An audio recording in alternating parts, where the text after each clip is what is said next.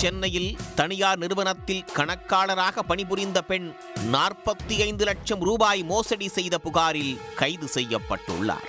சென்னை முகப்பேர் மேற்கு ரெட்டிப்பாளையம் சாலையைச் சேர்ந்தவர் பிருத்திவிராஜன்.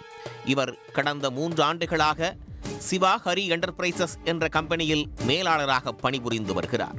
இந்த கம்பெனியில் கடந்த 2020 செப்டம்பர் முதல் ஆவடி சேக்காடு தனலட்சுமி நகரைச் சேர்ந்த 52 வயது ஜெயந்தி என்பவர் கணக்காளராக பணிபுரிந்து வந்தார். ஜெயந்தி பணியில் சேர்ந்த காலத்தில் நம்பிக்கைக்கு உரியவராக பணியாற்றி வந்துள்ளார்.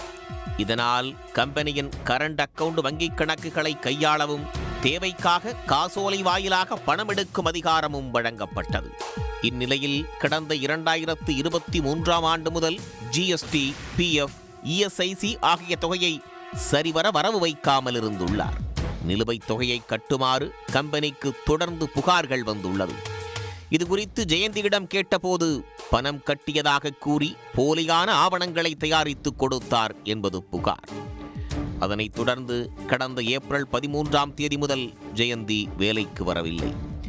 சந்தேகத்தின்படி கம்பெனியின் வங்கிக் கணக்கை சரிபார்த்தபோது கம்பெனி வங்கிக் கணக்கிலிருந்து ATMில் கடந்த 2021 முதல் 22,88,000 ரூபாய் எடுத்திருப்பது தெரியவந்தது.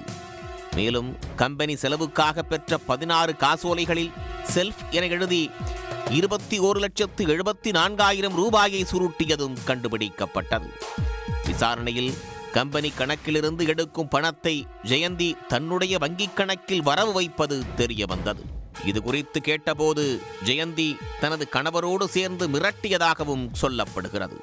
இந்நிலையில் பிருத்திவிராஜன் கடந்த 4ஆம் தேதி ஆவடி மத்திய குற்றப்பிரிவில் புகார் அளித்தார். புகாரின்படி தலைமறைவாக இருந்த ஜெயந்தியை கைது செய்து பூந்தமல்லி நீதிமன்றத்தில் ஆஜர்படுத்தி பின்னர் சிறையில் அடைத்தனர். உடனுக்குடன் செய்திகளை தெரிந்து கொள்ள சன் நியூஸ் பெல் ஐகானை கிளிக் பண்ணுங்க.